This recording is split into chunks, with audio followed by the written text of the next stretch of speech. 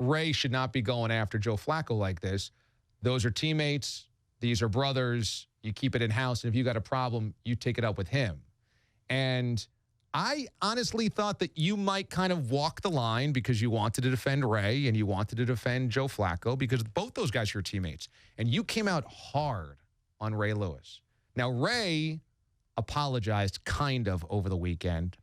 He said that it's the new way of apologizing. It's the Donald Trump way of apologizing. Which is? Kind of say something, but then go back and defend yourself.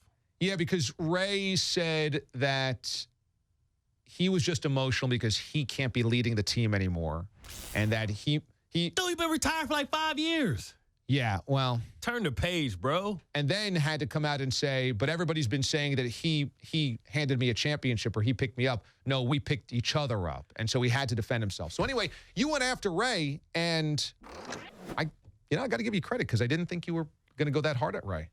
What do you think I am? Some type of weak sauce? Well, because you I ever told a lie? I keep it real, son. That's true. But you also, in that rant, said, these are your brothers. You got to keep it in-house. And so I kind of thought you were going to do that. Like, you got to keep it in-house with Ray as well if you were upset with Ray. But you defended your guy publicly. You defended Joe Flacco publicly. Absolutely. Joe Flacco, to me, was a great teammate. Everybody don't have the same personality that you have. You can't expect everybody to be like you. David Harris was one of the most quiet people that you ever played with. We were the odd couple. I was always talking. He was just sitting there absorbing.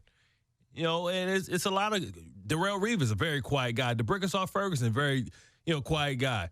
But you show people your passion by your effort, by your willingness to prepare, by your willingness to compete.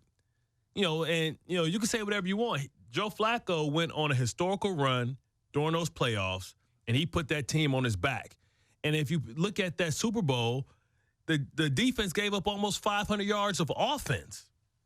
But it's because Joe Flacco and Jacoby, I always mess his name. Jacoby Jones. Yeah, Jacoby Jones, took the kickoff back. Well, Joe Flacco's also 10-5 in the playoffs, and I realized that some of those were because of the defense.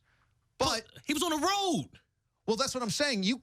If I'm Ray Lewis, I can't criticize Joe Flacco because he has been good enough to win playoff games on the road. He's been good enough to win a championship. He's been good enough to win an AFC title game in Foxborough. Listen, what does it make sense to rip Joe Flacco's attitude or whatever? He's good. He didn't just win it. He was the Super Bowl MVP. He got the Corvette. And had one of the greatest. He wasn't like Dilfer. He didn't just hold on to the steering wheel. That's right. He made plays. That's right. So I don't get why Ray went after him like this. Listen, man, it's hard. I'm telling you, man, it is hard to turn the page when it's not about you and the spotlight's not on you and it's on somebody else. And that was your franchise. And people are talking about him.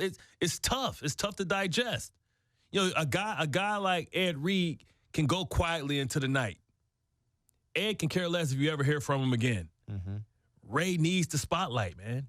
So he needs to say something to be relevant? He just wants to be part of it. He loves the game. He's passionate about the game. He wants to be a part of it. He wants to be part of the storytelling of the game. I mean... But does he have to tear down a teammate to do it? Listen, in this business, what I realize, a lot of times people are going to look to you to say something, to shock people, right? Right? You got to say something to make headlines, right? To be put in the bold print. And when it's an issue or a question about something that you should know intimate knowledge about, like a former teammate, who should know more about Flacco than a former teammate? Right. So you should come out harder. But this is the second time that Ray's done this. And listen, when I got there, Ray was one of the players that showed me the way.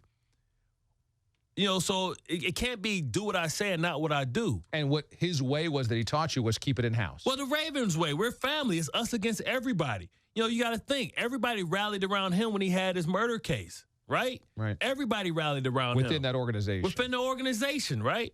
So I'm sure he felt great about that. Nobody threw stones. And Joe Flacco shouldn't be getting stones from friendly fire.